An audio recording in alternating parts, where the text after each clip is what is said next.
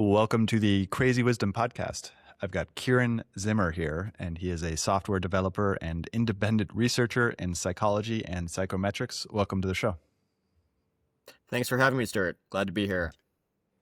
So, psychometrics. When did psychometrics begin? That goes back to the early days of psychology, especially with the development of IQ tests in the first decade of the 20th century with Spearman and Binet and other researchers who were trying to quantify IQ at the time. When psychology really became a scientific discipline was close to the end of the 19th century. Wilhelm Wundt in Leipzig was the first experimental psychologist, and he was doing research into things like attentional blink, where you can only pay attention to one stimulus at a time. So, for instance, if you have a flash of light and a sound at the same time, and you're asked what was the flash of light and what was the sound, or to distinguish it, you won't necessarily be able to do that. There's like a couple 100-millisecond gap. There's some individual differences in that, developmental differences in that. So that's when experimental psychology began, and then there were questions about reaction times and mental chronometry, how fast your brain is able to process things. That was one of Galton's programs, and that kind of led in a predictable arc out of Wilhelm Wundt's stuff. And then when they were trying to quantify intelligence, they didn't really have the statistical tools to analyze reaction times back in the early 20th century, but they were able to give written tests. And so Charles Spearman in the first decade of the 20th century discovered that students' test scores, for instance, in math and history and science and English, they were all correlated. And they formed with IQ. Pardon? With IQ. Well, they all correlated with each other. And so what IQ is basically the shared variance between all of these different cognitive functions. Wow. If you extract that, that's the G factor, and then IQ is G factor plus task-specific factors.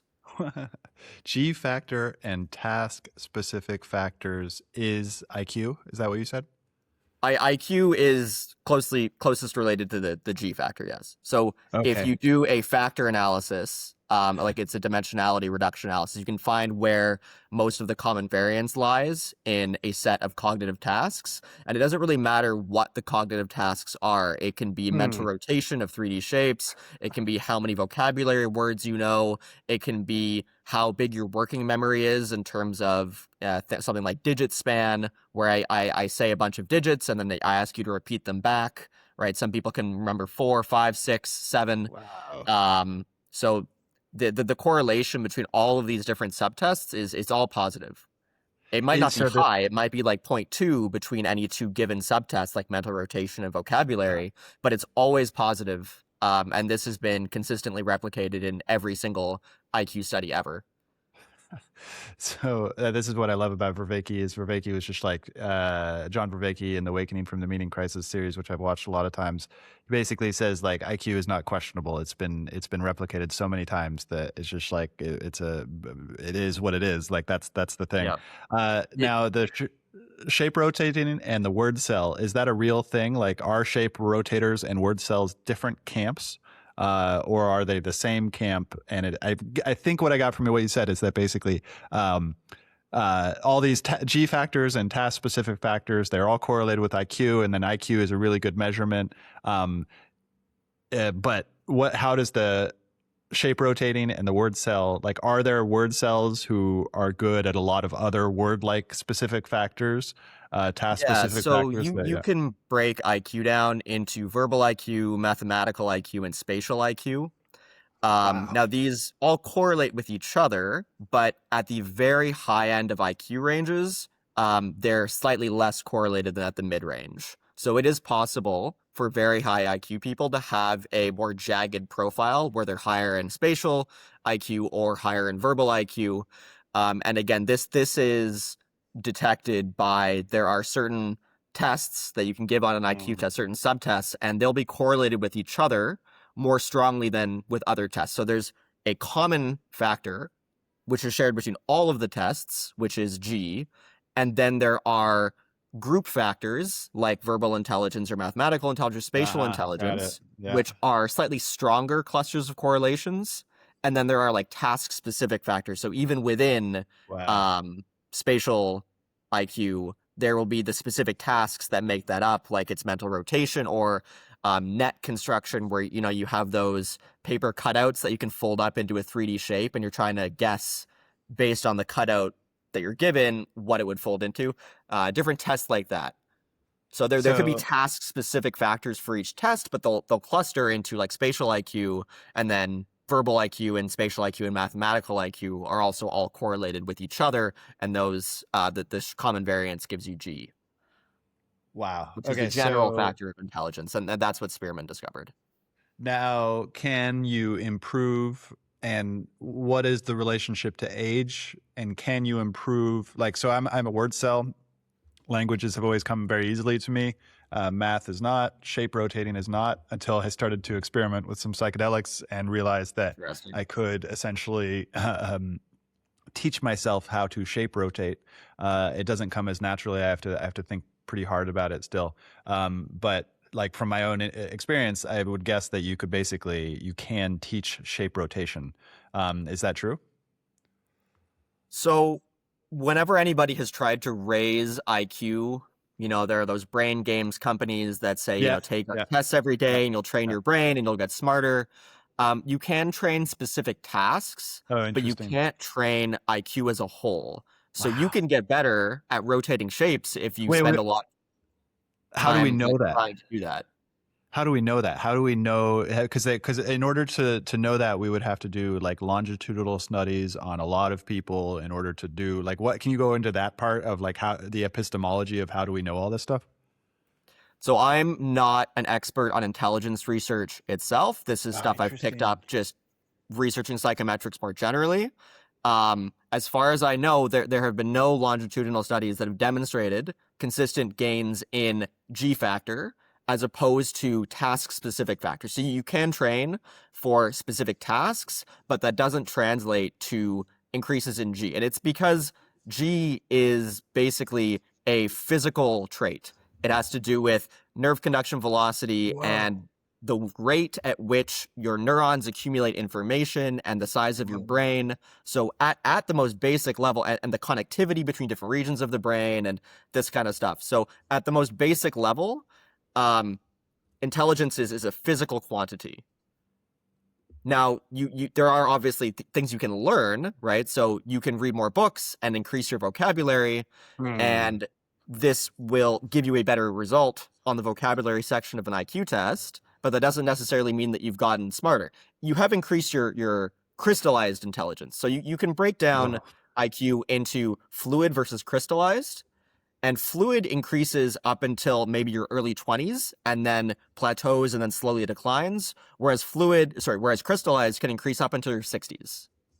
But fluid intelligence is really what G is, because again, that is the physical functioning of your brain. That is how quickly your brain is able to notice patterns, extract information from fewer trials, that kind of stuff.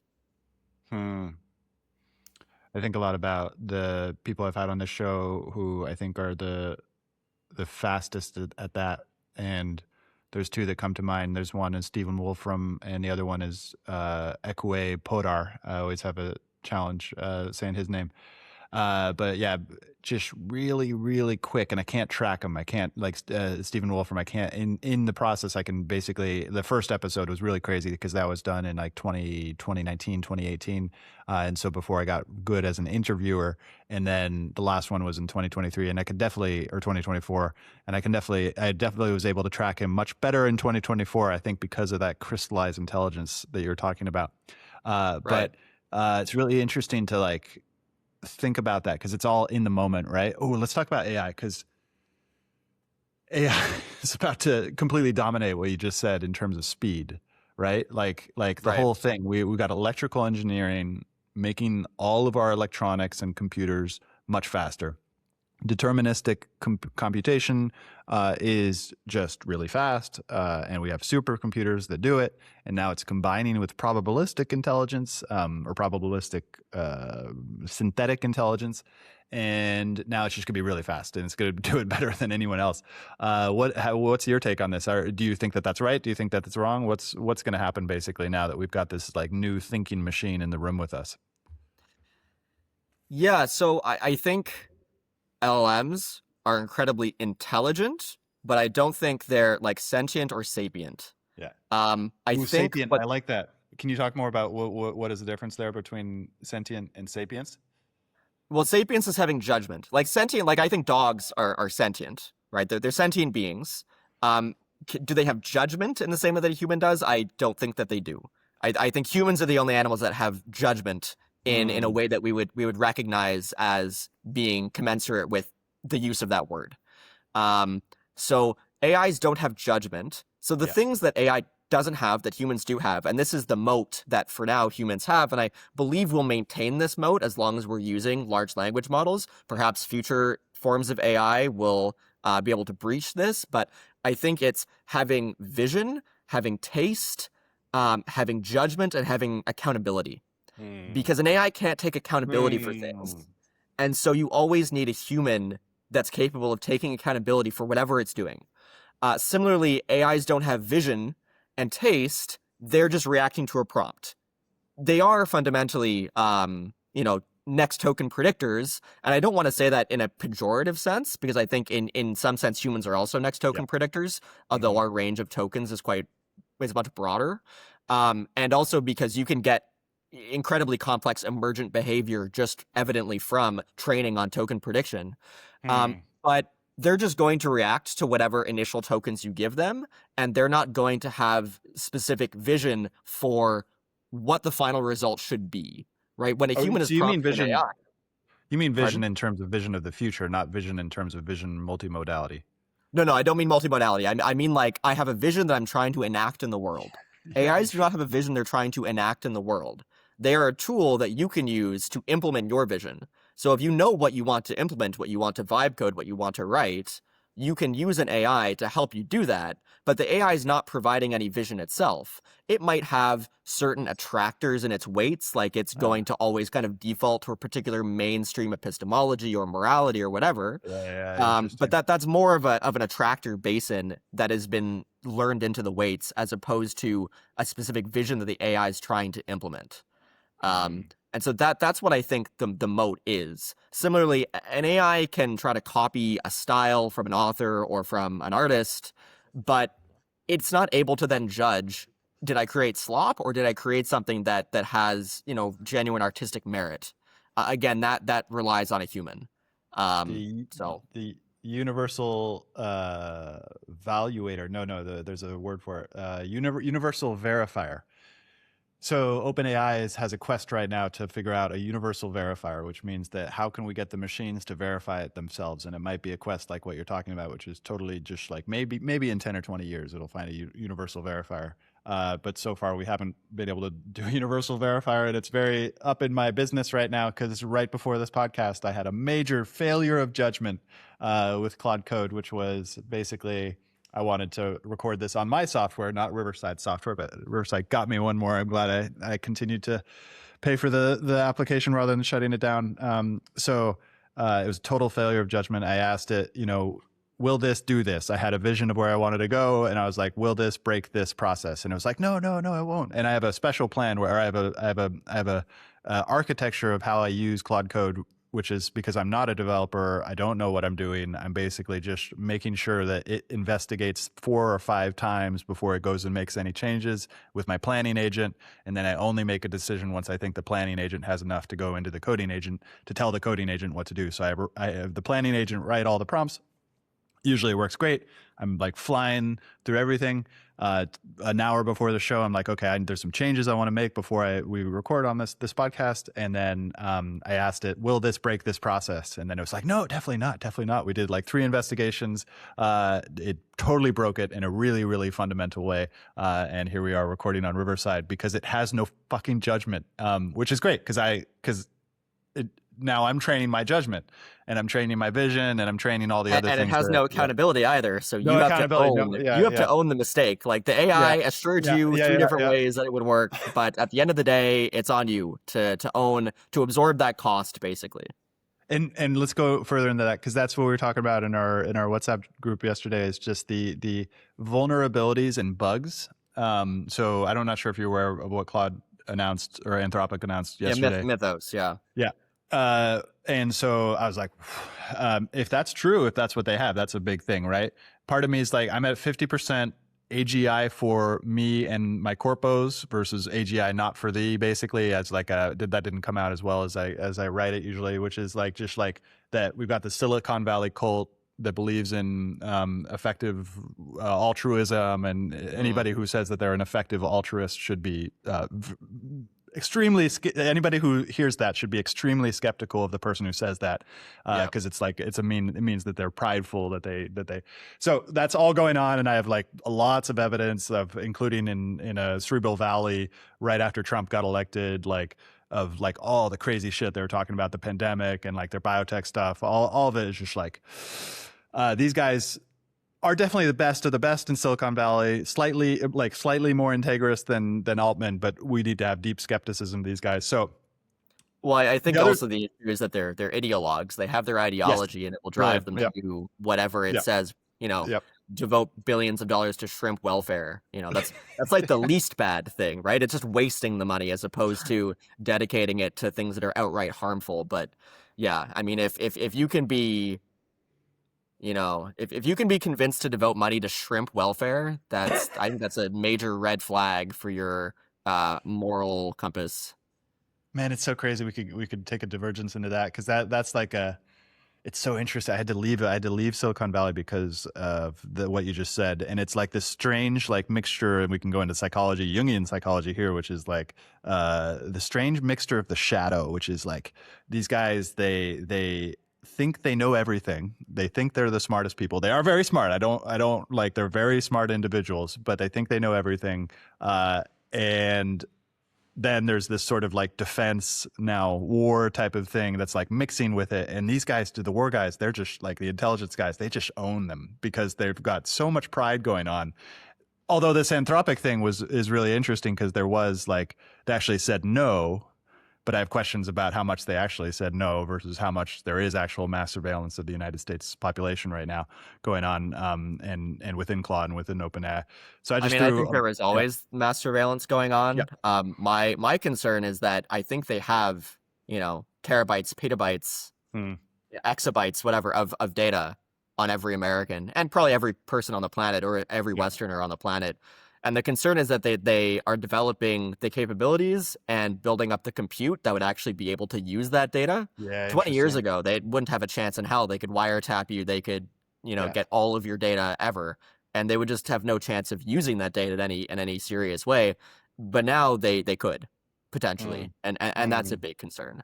I think there are a lot of avenues for dystopian technocracy that are opening up now, and that have been opened for some time, but have been just kind of steadily creeping forward.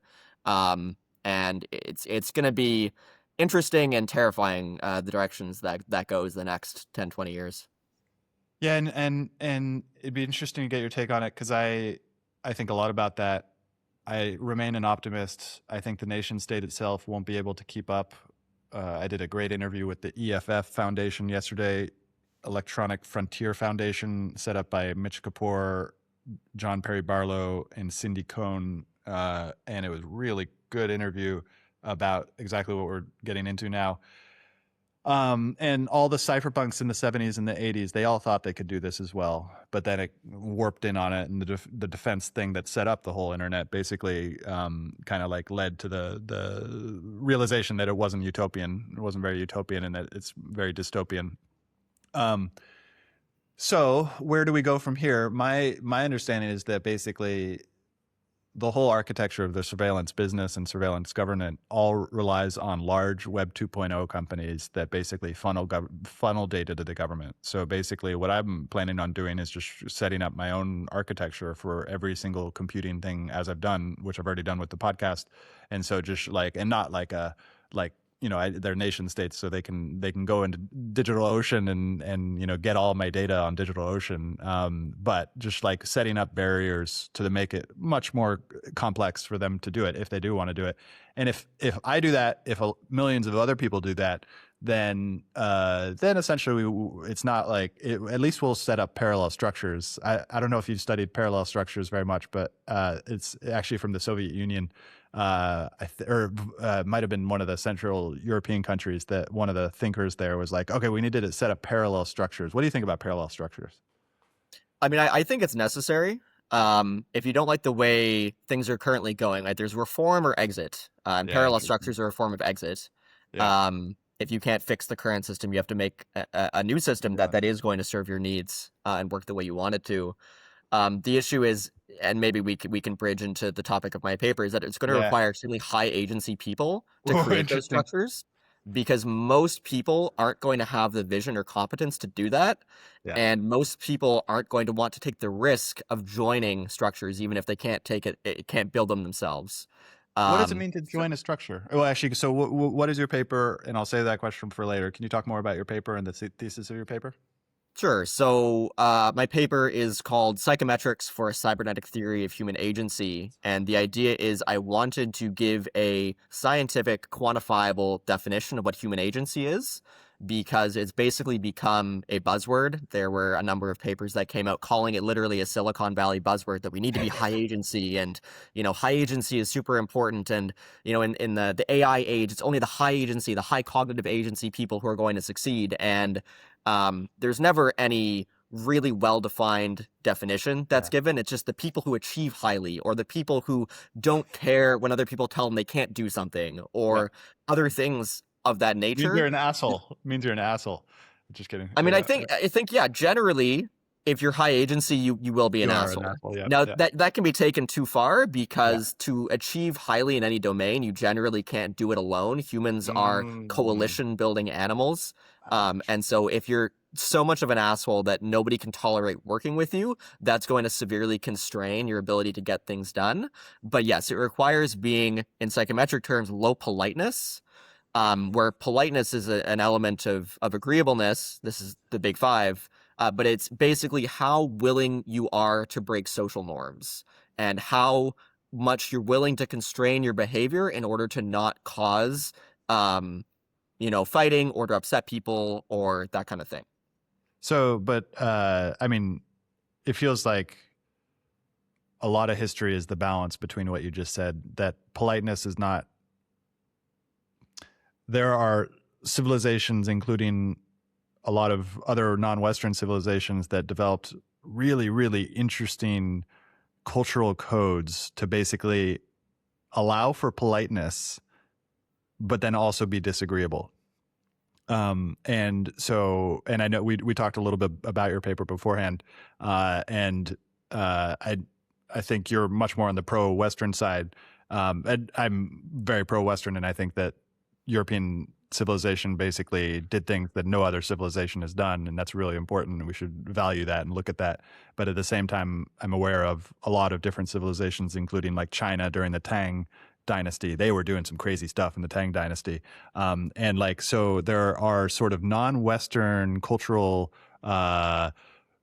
creations that basically put a high value on politeness. Now, those civilizations, those cultures ascended and then descended, but the cultural formation of like Chinese, Thai, or all these different cultures, or Indian cultures, they all had that sort of legacy in it. And I find it really interesting, the saving face thing, because it's like, we can see it. We can do it with Trump right now. Trump, from my perspective, Iran is just like a total mess. Like horrible decision to go to war in Iran. Like I voted for him. Like I own that. But just he campaigned on no more wars in Iran, and you can quote mine him for the past 20 years saying going to war in Iran is a terrible mistake, and all of the leaders that have gone to war in the Middle East have been idiots, and how could they do this, and then he goes to war in Iran. So, I mean, I think voting for him on the basis of let's not have endless wars in the Middle East, and then he betrays that promise, I don't know, to what extent the voters can be necessarily held accountable for that. But yeah, because it's lies, and there's just so many lies all the time. But so like he's a person who does not save face whatsoever. He's going to the Japanese, and like it worked. Like Venezuela, I would say if he had stopped at Venezuela, that probably would have been okay. That would have like managed his legacy a bit more. But now we're at the point where it's like everyone hates him. Like I just like, how are you going to get anything done being this sort of like high, because he has high agency, right? What's going on there? Because like Trump has high agency, but then he's also to the point where his coalition is going to fail, right? There might be a little bit of a boomer thing there too, though, right? yeah, there's a boomer thing and there's an Israeli influence thing, and there are a whole bunch of other factors. Like it's whenever you think of like when you're considering a scientific theory, right? It's supposed to be broadly predictive. It doesn't necessarily mean that it can be applied to every particular idiosyncratic case with like 100% interesting accuracy. So like I do think Trump is a high agency individual, but like agency, what it fundamentally is about bearing costs and about being able to bear the costs of your actions, right? Oh, interesting. And so I had a section in the paper where I talked about the evolutionary pressures on agency. And this is where I brought up David Sun's Arcticism theory and the Inuit, in that if you are an Inuit, you cannot afford to act in a highly agentic manner where you're going to take lots of risks that may or may not pay off, because the risks that you're taking could just lead to you dying or lead to you and your entire band dying. And so you can't absorb the costs of your risk-taking behavior. All agentic behavior involves risk-taking because that's where the highest returns are going to be found. You don't need to be high agency to, put your money in the lowest risk investment that's just going to pay a simple 5% every year. And like that's not going to get you to the top of the leaderboard. That's not going to, make your name go down in history as one of the great men of all time, right? Yeah, interesting. But if you're Napoleon and you undergo a campaign to Russia, it's incredibly risky, right? You might fail. He did fail, right? But agency involves taking risks, and you have to be able to absorb the costs of those risks, because some of those risks that you're taking can be fatal, right? And so it's a high risk, high reward strategy. And in general, leadership should be a high risk, high reward strategy. Not like the problem with leaders in the West today is they're basically just managers. They don't actually absorb the risk of their decisions. If something goes terribly wrong, if, Trudeau destroys Canada's economy and, impoverishes Canadians, nothing happens to him. He doesn't absorb any risk for that. He's not leading from the front in a way where, he's putting his army in harm's way, but, if the army falls, he's also going to die. No, he's just a manager who takes no fundamental responsibility for the decisions he's making. And this is the problem with Western leadership at the moment, is that there's no fundamental accountability there. Did Napoleon absorb the risks? I mean, he was exiled ultimately, so you could say that he did. But he also reorganized Europe in a very fundamental way and put France back on a better path after the French Revolution. So you can also externalize risks onto others, and that is also a form of agency, although it's a parasitic form of agency. Whoa, if you externalize costs onto others, that's fundamentally what parasitism is.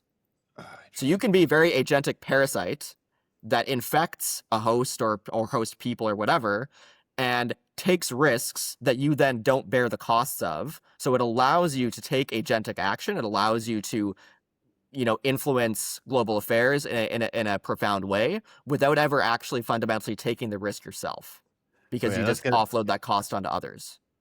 But that's fundamentally an unstable strategy, because people will retaliate against you, or you will destroy the basis for your own risk-taking because you exhaust the ability of the host to pay for it, or other issues.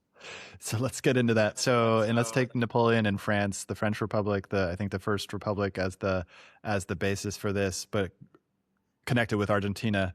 So I've been thinking of so much how the Argentine people are a people. They are a people. They are not some sort of like fractalized atomic bureaucratic structure as a lot of the United States feels like right now, where it's sort of like totally atomic, like with end stage Protestant revolution. Like you are only this person, like in this thing, and like nothing is true, everything's relative. Like that feels like a lot of the United States in the cities. So Argentina does not face that. They are a people, and France during Napoleon were a people, and the French loved Napoleon, and he did great things for the people, and that maybe went too far. But how do we? Because like you can't separate Napoleon out from the people, right? With that parasitic sort of thing, he's part of the people. So how do you measure that externalization versus like the fact that there are people, but the people are also individuals? Like, how do we get that individual agency versus group agency? Yeah, I think there's a couple different ways to take this. One of which is that you always need elites, and elites always need to lead. And in every war, there's a balance between, like, if we look at historical conflicts, there's a balance between peasant deaths and elite deaths. So, for instance, in World War One, the officer class especially Britain was decimated. Yeah. So there was a very high proportion of officer deaths there. And we can say that these are the elites that are dying in this conflict. I think in the 100 Years' War, and like the Battle of Crécy, also a lot of British elites were killed in that case. But then there are other conflicts where basically the elites take no risks and the peasants are used as cannon fodder. And this is another kind of conflict. And to assess this, you basically have to look at how costs are externalized to elites and to peasants, and basically to do an analysis where you see who is bearing costs for these various things in a way that it becomes sustainable over time. Because, for instance, if the elites use the peasants as cannon fodder, that will degrade cooperation over time. So if we look at like the population superorganism or like the economy of this place, when you degrade cooperation over time, you are going to degrade institutional trust. That's going to lead to higher transaction costs because people can't trust each other. Then they require, different means that end up being more costly in order to execute trades and this kind of stuff. And so it's a trade-off, and it's basically operating under evolutionary competition to see what kinds of structures will work. And it becomes an empirical question as to do a full accounting of the costs that were involved in any particular venture, and to see who bore those costs and whether the assumption of those costs and the externalities was reciprocal or not. Are all the people who are imposing costs on others also bearing those costs themselves? Interesting. Okay, That's so analyze that. This comes from, I'm not sure if you've heard of it, but Kirk Doolittle's Natural Law. No. It's basically an empirical, evolutionarily grounded framework for understanding morality and cooperation. It's kind of like the physics of cooperation, where there are certain natural laws in terms of if somebody aggresses against you, you will retaliate. And this is just a fundamental nature of reality. If you aggress against any organism that has some kind of interest, right, and you impose costs on it in defending its interest, it will retaliate against you if it can, or will seek to retaliate against you. I love that. I love the Nietzsche frame on that, which is like, because a lot of people would go to like, equity, the weak, the victims, and everything like that. But then the victims have their own way of retaliating in terms of human civilization. And I think a lot of Nietzsche's whole thing was like looking at that ressentiment. Yeah. What do you think? I created a psychological scale for ressentiment. And I'm planning on collecting some data for that soon. I think in general, Nietzsche has been underutilized by the psychological establishment. Yes. I think there are a lot of there's a lot of potential in operationalizing some of his concepts like ressentiment or amor fati or other things like that and turning them into psychological scales and then seeing how people score, how it correlates with Big Five, this kind of stuff. But I think a lot of Nietzsche's kind of philosophical starting point is toxic to mainstream psychology. So they just can't do it because they wouldn't be able to operate in that frame. Wait, because that's what happened after Freud. Basically, secularist like Nietzsche as a secularist is an interesting question. I'd be curious to think about whether Nietzsche is a secularist. But psychology became a religion for secularism, and which is interesting. And I think there's a lot of just like they can't. So it replaced the church in a lot of ways. And so I think scientism did, and psychology is part of that. I wouldn't say it's like the entirety of that. So yes, scientism and secularism are very related. It'd be very interesting to think about like what is the difference, what are the similarities, what are the differences between secularism and scientism. Scientism definitely is a part of that as well. But what I was trying to say is that basically this ressentiment is now been changed from the Christian sphere, which Nietzsche was taking target at, and he was taking target at, I think, a lot of the secularism within Christianity, to now where we are now, which is just like this scientism, secularism, nation state, welfare state. All these things have basically become a sort of religion, where it's like you don't look to God anymore, you look to the state. The state provides for you, and so I'd be curious because I think that's why they can't look at their own. I mean, it's a human problem of not being able to look at your own fundamental beliefs and your ideologues, like what you're saying about anthropic. It's just you can't look there. And anytime you like offer it to somebody, they're just like they totally deny it, and you get into parts of it like ignorance, and then if you go further than that, you get into anger. And so, what do you think? Do you think I'm right? Do you think I'm wrong? Yeah, I mean, I think secularism has become a substitute religion. Let me just think, because I'm trying to frame it in a way where we can move forward. I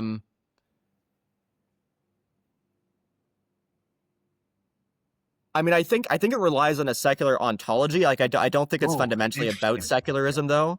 I think it's more about slave morality. Basically, that the weak is always the good and the strong is always the bad, which is where like ressentiment comes from, right? Yeah. It's the weak who are unable to assert their interests and assert their dominance, and so they come up with moralisms for why the strong are actually bad.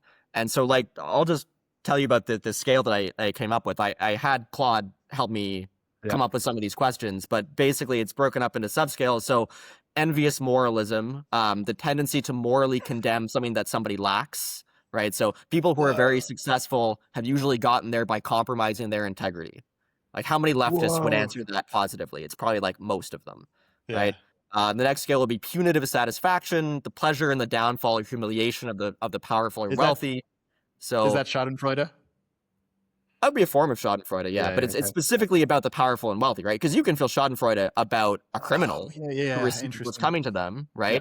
But that would fundamentally be not leftist, right? That would be that poor criminal. Imagine how bad his childhood was. Imagine what he suffered, that he had to become a criminal. How could you possibly derive any pleasure from that? Whereas the wealthy, they didn't do anything to deserve it. They were just lucky. They're just lucky to be born into wealth or into a patriarchal, racist, evil society. And look, they're getting what's coming to them now, right? Yeah. So, for instance, I feel satisfaction when powerful or wealthy people suffer public humiliation, right? Again, I think we can name a lot of people who would answer that positively. And the last one is like including suffering. New York. Pardon? Including the whole city of New York right now. Right. Yeah. Exactly. What was the third one? Suffering nobility, the tendency to claim moral authority from your own suffering or deprivation. Right, so my suffering has given me moral insights that wealthy people could never access. Right, I'm a better person because of what I've gone through in my life, and because Whoa. successful people, presumably by this kind of thought process, have never gone through any kind of suffering like this. They just couldn't Interesting. understand. They just couldn't be as moral of a person as me. Oh man. Okay, so there's a lot of questions. We can take about 20 more minutes. I kind of want to go back to the what does it mean to join a parallel structure question. Sure. Now that we've talked about all of that, and it kind of ties into the other question that I wanted to ask just now, which is that there's a strange mystical theory that we were talking about elites and we're talking about mainstream, and before the 1500s it was basically just elites and poor people with some merchants and stuff like that, but mostly just those two things. And then we had the middle class. The middle class kind of changes a lot of things, but in this theory it says that the elites are always split between good and evil. And so 50% of the elites are working towards good, 50% of the elites are working towards bad. It's just a theory that I heard randomly. I can't even remember where I heard it now. I think it's really interesting to talk about that in the context of everything going on right now, because there's this sort of like backdrop of like conspiracy theorists were all right. Like the conspiracy theorists were right for so many things now. And I only joined them in 2020. And I consider myself a conspiracy factist. I do believe that conspiracy theories are real, as in just a theory that can't be operationalized. And then there's also conspiracy fantasy. One conspiracy fantasy I would say is the moon landing. I think flat Earth and the moon landing are both, or the skepticism over the moon landing and the flat Earth are both fantasies. But also there's a lot of conspiracy going on, real conspiracy. And so you might be interested. I did a quantitative study of conspiracy theories. You told me about this. Yeah, I remember this. Yeah. Yeah. So like I did a lot of reading conspiracy theories myself, and then I basically put together 85 questions about specific conspiracies and 15 questions about just general attitudes towards like trusted institutions, basically. Interesting. And I administered that to self-identified conspiracy theorists. So there were a couple forums that I knew of, and so I posted my study or my questions there, and I had people who were conspiracy theorists, who were flat earthers, who were believed in aliens, this kind of stuff to answer the questions. I got about 273, I think, total respondents. Some of them were just normal people who I sourced in order to have a more normal group, so that it would. There'd be people who didn't endorse any of the conspiracy theories. But like my motivation for doing this was there's a Brotherton et al. 2013 generic conspiracist belief scale. But it was all generic conspiracies, right? It was like the government sometimes surveils citizens unlawfully, like stuff like that. There were no questions about specific events like the moon landing or 9/11 or whatever. And then there have been other research, but it's all about one specific event. It's like 10 questions all about 9/11 or all about some like 7/7 bombing, I think, in the UK. So I decided. What did you learn? So like I'm so the reason I did this, because I didn't like the generic scale, because it was generic, and also because they had a bunch of aliens questions, and the aliens questions all assumed that either you didn't believe in aliens and that wasn't conspiratorial, or you did believe in aliens and that was conspiratorial. There was no axis of aliens themselves are a psyop to keep people from questioning other things. So the aliens are a diversion, but it's still a conspiracy. Like, they don't exist, but it's still a conspiracy because it's being created as a diversion, right? So I wanted to test that. And actually, yes, one of the things I found is that the aliens factor is a separate factor. And if you look at their original data, the aliens factor correlates the least with the other 4 that they discovered. Whoa. Right? So what does that mean for you? What did you learn from that? So what my data showed is that there are basically like 2 paths to conspiracy belief. So it started with like just generic beliefs about conspiracies. The government's spying on you. They run psyops. They fund terrorist groups in the Middle East. Nothing particularly specific. And then one branch was like the aliens-and-Satanism factor. So if you believe that the elites are sacrificing children and harvesting adrenochrome and that kind of stuff, or the aliens built the pyramids, those clustered together. And I think the reason for that is those were the most out there and exotic beliefs. Gnosticism. And so if you're really into aliens and Bigfoot and Satanism and this kind of stuff, they're all very exotic and exciting. And so they really draw on that. And past research has shown that conspiracy beliefs correlate with supernatural beliefs. And I think it's because of this particular subset of conspiracy theorists, right? Whereas the other groups, for instance, geopolitical analysts might be considered conspiracy theorists. There are plenty of geopolitical analysts who think that there are many false flags and that 9/11 was an inside job and this kind of stuff. And they're not displaying the same patterns of thought and cognition as the people who are really interested in aliens building the pyramids and, satanic rituals. Yeah. And so the second branch of conspiracy theory started with the Jewish question, because I had a number of questions about that. So Holocaust denial, Jews being in positions of power, also just general race differences and this kind of stuff, that kind of area of taboo research. It started with that. Then the next part was, well, okay, if the Holocaust didn't happen, if that was a hoax, then our entire history, like that was a massive event. If that could have been faked, the whole all of history. In theory, anything in history could have been faked, right? And so then you get, this war didn't happen, or these battles didn't happen, or these historical figures faked their deaths, that kind of stuff. And in fact, if you look at the historical record, Orwell writes about his experience in the Spanish Civil War, where he specifically says, like, the newspapers talked about these battles that never happened and these heroic figures that never existed. And so this was his own personal experience being part of the Spanish Civil War. I have an essay on this I can send you after if you'd like. Yeah. And so then you get like I call it the fakery factor, and that's general historical events were faked, right? Not just the Holocaust, but just a whole slew of historical events might have been faked. And then one step further from that is flat Earth, right? So it's no longer just historical events. Now it's entire scientific models of reality could also be fake, right? And virus denial, like outright, not there was no pandemic it was overblown, but like literally viruses don't exist. Viruses have never caused disease. They flat out don't exist. That also lumped into that. And so like I did a factor analysis of this data. That's how I came to this. And then I developed a method to basically see which factors were more extreme than other factors, because basically everybody who scored highly on the flat Earth factor also scored highly on the generic factor, also scored highly on the fakery factor. So basically there was a path dependency. And it's not to say that everybody who is skeptical of the Jews will inevitably think the Earth is flat. That's not what it's saying at all. But that every person who thinks the Earth is flat is in fact skeptical of the Jews. Yeah, interesting. Okay. Oh man, I had a question. So the AI psychosis. Was that happening when the AI psychosis was happening? Because I would bet that basically the AI psychosis ties in a lot of that. Because I collected this data like early in 2021, 2022, I think. So AI was not quite powerful enough or prevalent enough to be causing psychosis at that point. So no, this was prior to that. So, but from what it feels like a lot of what's going on is this sort of Gnostic thing, where it's just like, and Gnosticism is super interesting. Not sure how much you've done it. Not sure how much you've looked into the historical record on Gnosticism or the current new age Gnosticism that is wildly creative, and so interesting because it's so creative. It feels like a lot of that group that you're describing that's connected. And it's all about connection too. It's like, it's all connected, like the flat Earth, the history, it's like, it's all connected, everything like that.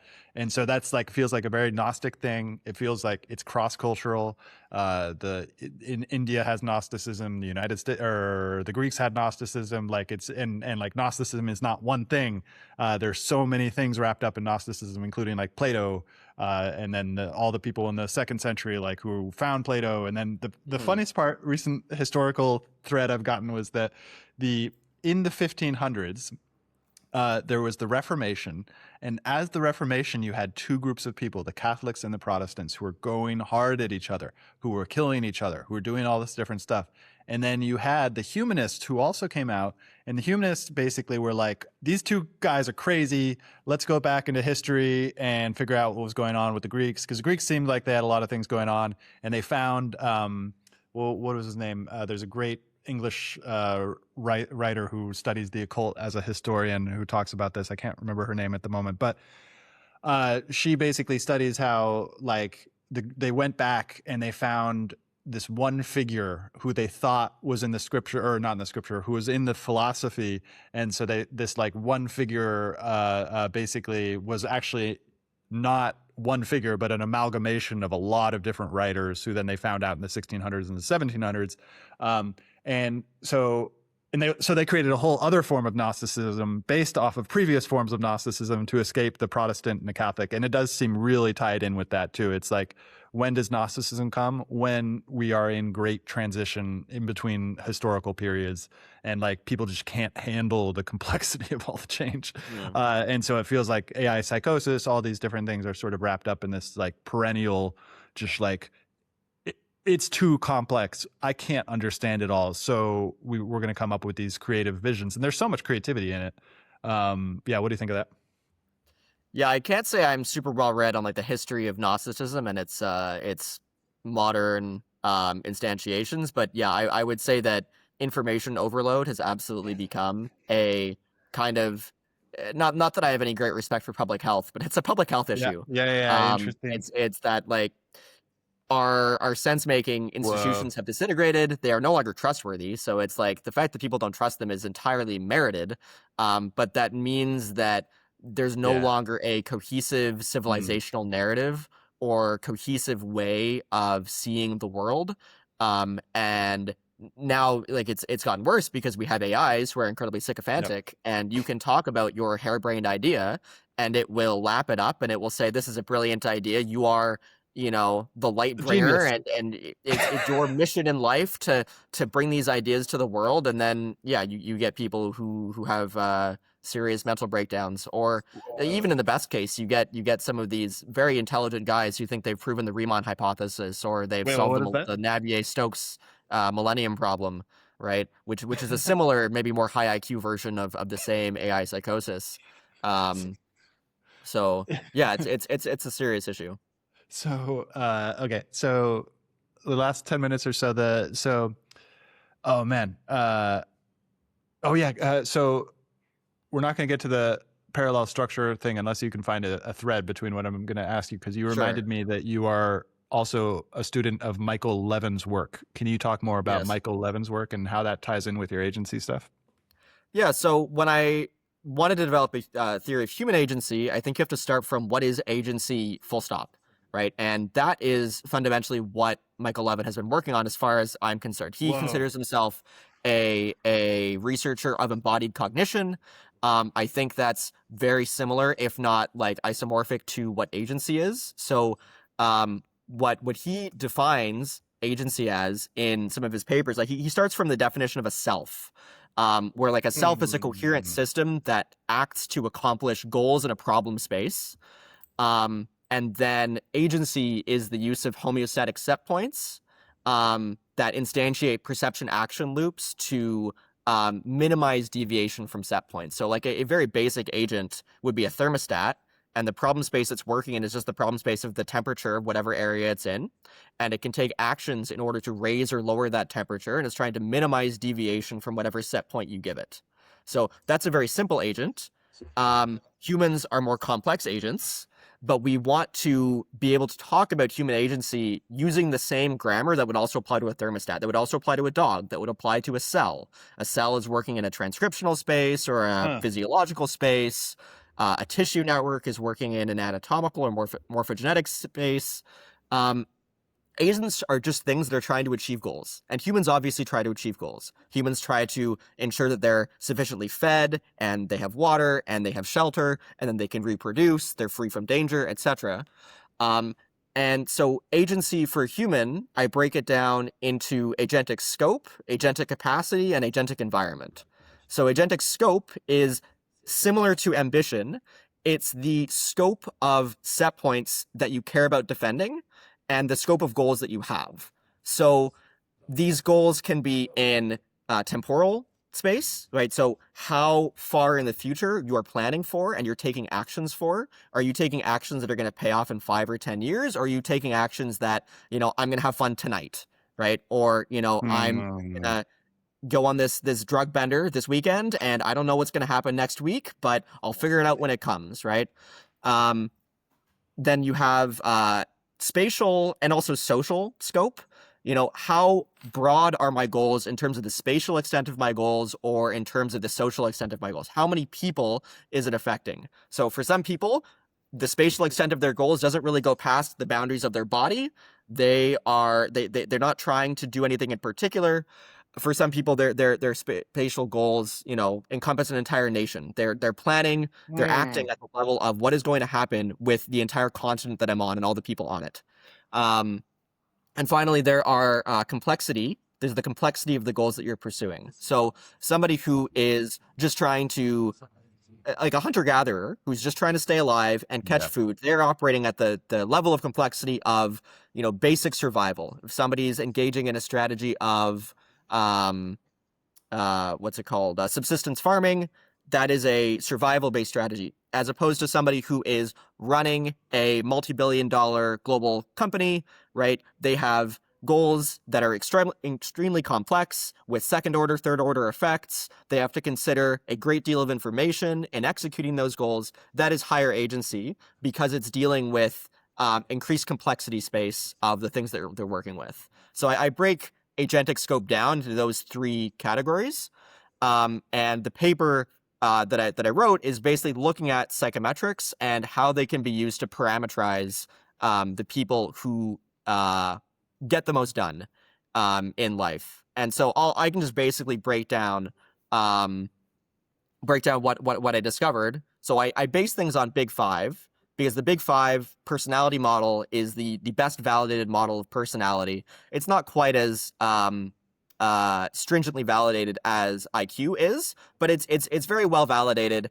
The concerns with it are more, methodological quibbling as opposed to, is it even real? Like, it's clearly something real. What you can infer from that varies, but we know that all of the different factors of the Big Five do correlate with specific behaviors. There have been studies that look at your Big Five score and then look at, several hundred different behaviors that you might engage in, whether it's riding a motorcycle, having sex, laughing, going to the movies, right? And you can find associations with each of the Big Five with these behaviors. So it is predictive. Wow. But the cybernetic Big Five model basically casts each of the Big Five as an evolutionarily selected cybernetic parameter. So a cybernetic system is just a goal-directed system. Basically, it takes in inputs, it assesses its state, how far away it is from the set points it's trying to maintain, and then it takes actions to navigate towards those goals or those set points. Cybernetes comes from the Greek term for steersman, so you're steering towards a goal. So, like in cybernetic Big Five, extraversion is reward sensitivity. So it breaks down into assertiveness and enthusiasm. Assertiveness is sensitivity to incentive reward, so that's like accomplishing goals. Enthusiasm is consumptive reward, so it's how much you enjoy food, drugs, sex, company, music, that kind of stuff.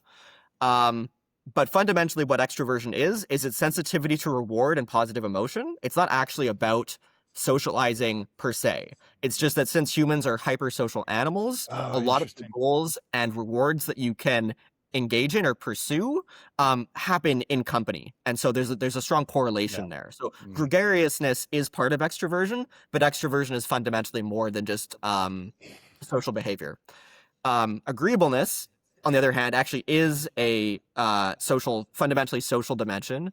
It breaks down into compassion, which is how affiliative you are with other people, and it's related to the opioid.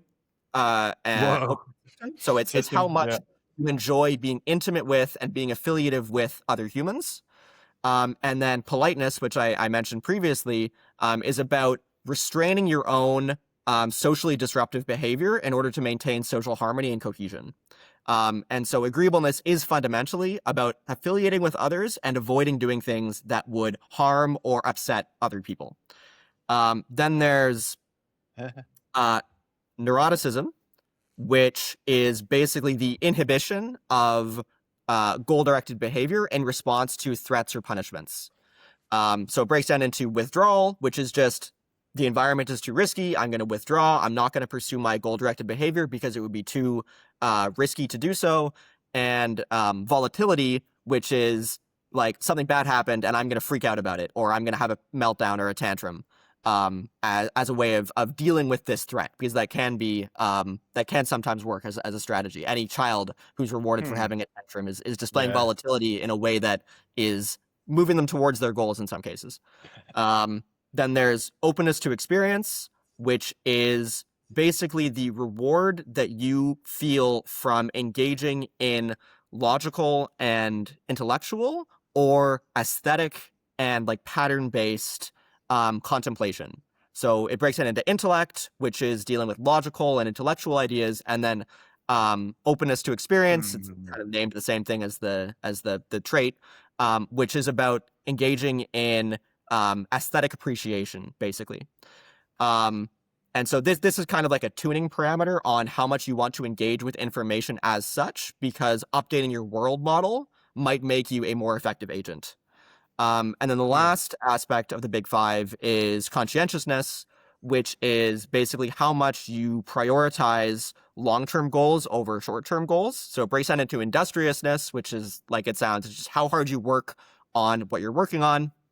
And then orderliness, which is, again, what it sounds like, but it can be considered basically how much you will stick to rules set by yourself or by others.